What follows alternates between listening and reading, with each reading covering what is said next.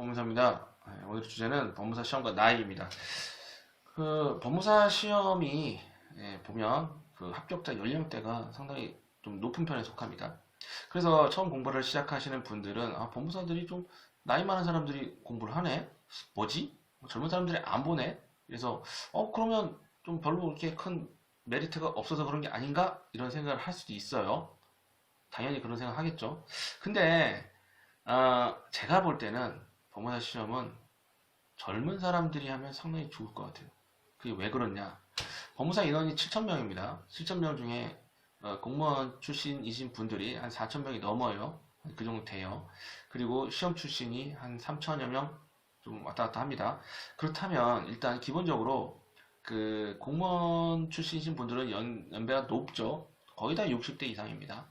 그런 분들이 대다수를 차지하고 또 시험 출신도 연령이 좀 높습니다. 그렇다면 30대, 40대, 뭐 좀 초반이나 이런 분들이 과연 시험을 합격했으면 어떤 것이 좋을까?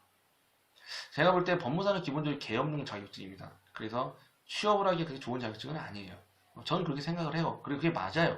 그렇기 때문에 20대가 합격을 해서 사실 취업을 해서 하기는 조금 무리수가 있을 수도 있어요. 또 너무 어리면 좀 그럴 수 있잖아요. 하지만 30대 중반 정도 되는 분들이 시험을 합격한다면 충분히, 왜냐면 이런 사무실을 운영하기에 제가 볼 땐 35 정도부터가 상당히 괜찮은 나이라고 생각합니다.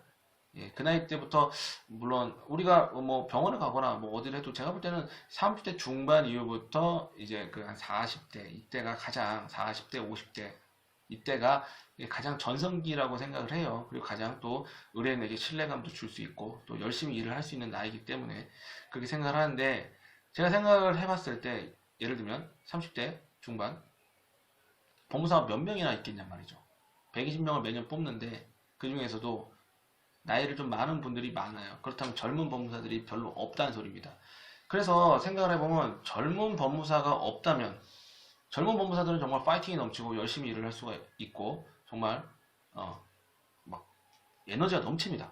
그런데 그런 법무사가 과연 얼마나 있겠습니까? 젊은 법무사가 별로 없습니다. 그렇기 때문에 저는 항상 생각할 때 희소성의 원칙이라고 저는 생각을 합니다. 똑같은 선상에서 봤을 때 그만큼 희소성이 있다면 가치가 있는 것이거든요.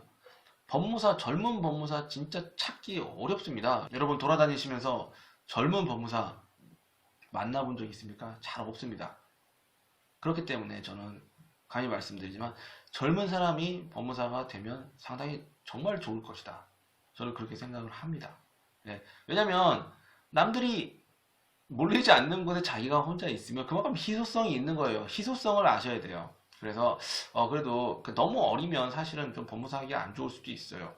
제가 볼 때 법무사는 기본적으로 개업을 하기 최적화된 자격증이기 때문에 그런데 그래도 한 30대 중반 정도 됐다. 합격을 하고 그러면 충분히 개업을 해서 업무를 할 수 있는 역량이 되는 나이가 되기 때문에 그 정도 나이 왔다 갔다 하시는 분들은 저는 법무사가 되면 상당한 희소성을 가지고 정말 잘할 수 있고 직업적 만족도도 높을 것이다. 이렇게 생각합니다.